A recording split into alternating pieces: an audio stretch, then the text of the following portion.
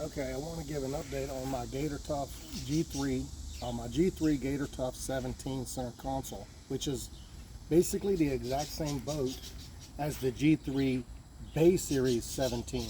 The difference between the Gator Tough and the Bay Series is the paint and the accessories and so forth. On the Bay Series, it's stainless and it comes from the factory with gauges and TUFFCOAT on top. But when you buy the Gator Tough, it doesn't. Well, we've had this boat for about 3 years and we've been tough on it. We fish out of it a lot, we run it up on the beach, and we do all kinds of stuff with it, and it's just been abused. And I had decided to give my boat a fresh coat of paint. So I decided that I was going to put TUFFCOAT in. And the reason is I did have evafoam in this, and it all peeled up. I live in Georgia and it's very hot here. And this boat gets very hot. I can't take my dog with me and stuff because it burns her feet. So anyway, we made the decision to do a TUFFCOAT, add my own. So I want to go through that, but I also want to show you some of the things I changed, like this trolling motor. This trolling motor, when I got it from the dealer, he installed it for me, and he had it positioned correctly in the front here, side, kind of sideways where it dropped off to the front, which is technically correct, but it was always in the way, very much in the way. And I only use this trolling motor maybe 30% of the time because mostly I catfish and such. You have to ignore her. So I got one of these quick release plates and mounted it, and I put it over here on the side. Now this is not the correct place to put a trolling motor because you're to the side, but let me let her out. Pause. Okay, so I'm back. So anyway, I put it over here, so that's going to drop to the front, but I don't use it that much. It's just something that we want to have in case we need it. Most of the time it's not even going to be here, and this is going to create more room.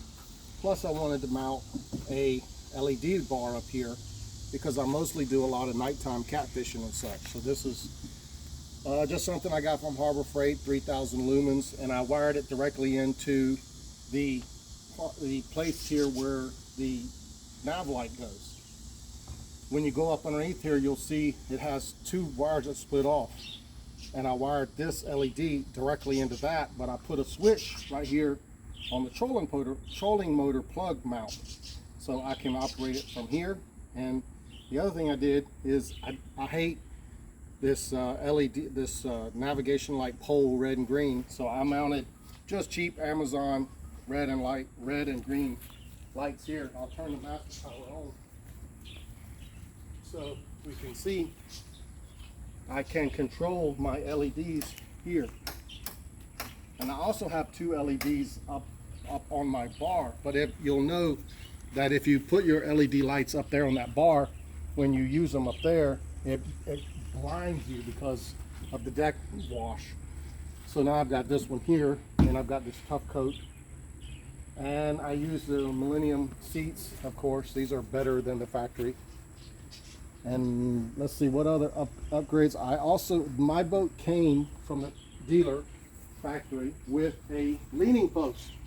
I have a leaning post for this boat, but I don't like it. This is only a 17-foot boat, and you quickly run out of room. So I removed it, and I have under this cooler, there's another pedestal base. That's why this foam is here, to give it a little lift to get it up over that pedestal base. So I can take this out and I can put another Millennium chair. I can put it here in the front and drive, or I can put it in the middle position and fish, or I can put my leaning post back in, or I can put this cooler in because I have the Yeti straps right here. So I have all these options. The other thing I did was I took out, when these things come from the factory, they have these brackets right here and here for fishing poles and for your stern light and your nav light. Well, they're in the way. I mean, there's not a lot of room in here, so we just removed them because we don't need them. I'm getting a Firefly stern light for this boat. It's supposed to be coming any day now, and the reason I'm doing this video now instead of waiting until I'm completely finished is because my grandson wants to go fishing tonight.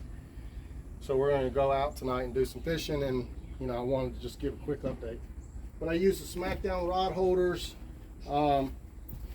What else did I? Oh, the other thing I did is I took out, so for my Gator Tough guys, G3 guys, so see this step here, right? There's two of them in here. There was one here. I removed it. I don't need those steps. I'm 6'2". I wanted to take that one out, but my wife, she uses that one, so I left that one in. But there's not a lot of room here, you see, between here. I want to take this out, to be honest with you, but I'm not sure what's underneath here. But that would get more foot room. But we compromised and left it. But anyway, this basically just to show that you can apply the TUFFCOAT. I put in a 1 gallon of primer. I think it's called M64, M65 primer, something like that.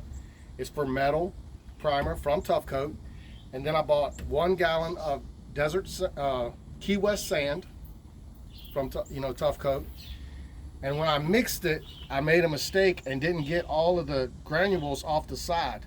And then I put it in my Wagner textured sprayer, and I started spraying it, and it ran real bad. And then I saw in the can was still a lot of material on the sides, and 1 gallon wasn't enough.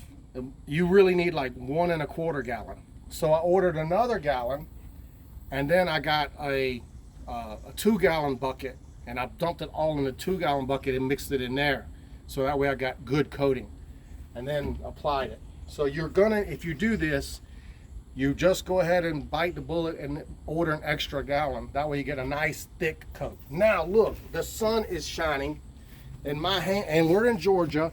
It is July 21st, something like that. 24th. 24th. Now look, this is tender part of my arms.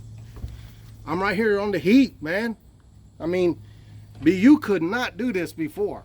There's no way you could do this before, okay?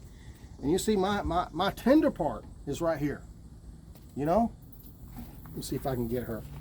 I just had my surgery, so I'm gonna try to pick her up. Now see, she has no problem in here. Look, the tender parts of my hands, right on the TUFFCOAT. No issues. So if you're dealing with extreme heat in your John boat, your Gator Tough boat, okay, and you're debating between evafoam and this is the 300. I spent,